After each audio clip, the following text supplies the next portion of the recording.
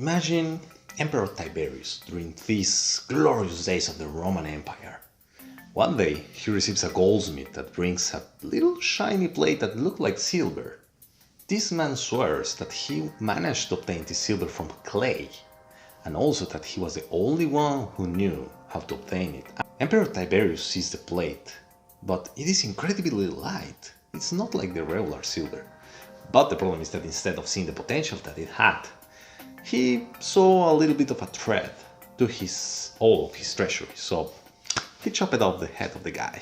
It is so sad when your presentation doesn't go as you expected, right? It will take centuries before one chemist in the 18th century called John Jacob Berzelius will propose the existence of this metal.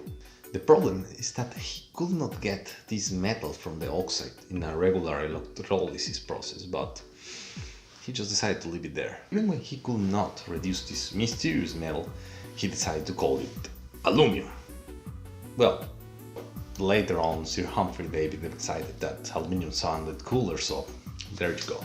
Aluminum, or aluminum, depends where you are. Aluminum is one of the metals that has really shaped our civilization, especially during the 20th century.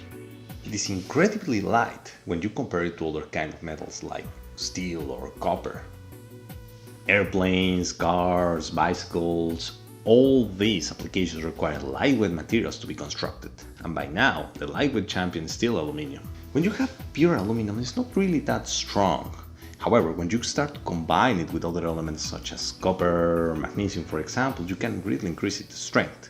If you also add zinc, for example, like the 775 series aluminum, you will have a really big increase of 3 times the strength.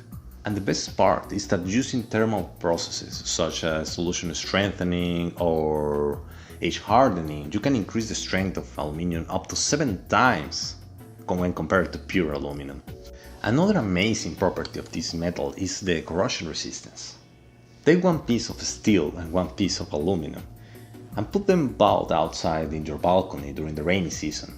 After a week, the steel bar is going to be all gross and corroded, but if you see the aluminum piece, it's going to be quite shiny still. The mechanism behind this good corrosion resistance is in the oxide itself. If you see, for example, the steel, the oxide scale that is formed is very regular and porous, but when you see the oxide scale formed over aluminum, you will see that it's very uniform and compact. So this protects the material. Even if you cut it, if you process it, you will always have this oxide scale protecting the metal. Even when it is the most abundant metal in the earth crust, it is not that easy to process as you will imagine.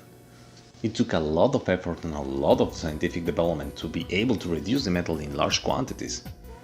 Just imagine this. During the mid-19th century in France, this metal was considered to be more precious compared to silver and gold, just because the way to obtain it was so expensive.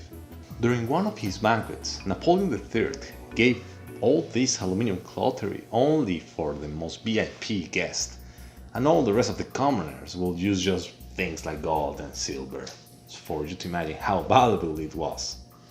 These days, to be more specific, 2016, just North America produced more than 4 million metric tons of aluminum. Just think that other countries like China were producing more than 31 million metric tons of aluminum.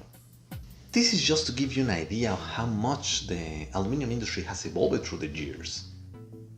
There are thousands of things that we could still say about aluminum, all its extraction, mechanical process that you can use it with, because it has a very good formability. But it's too wide, the research that has been made in aluminum, that it will take decades for me to explain all to you here. We'll try to cover as much as we can about all of these subjects regarding aluminum.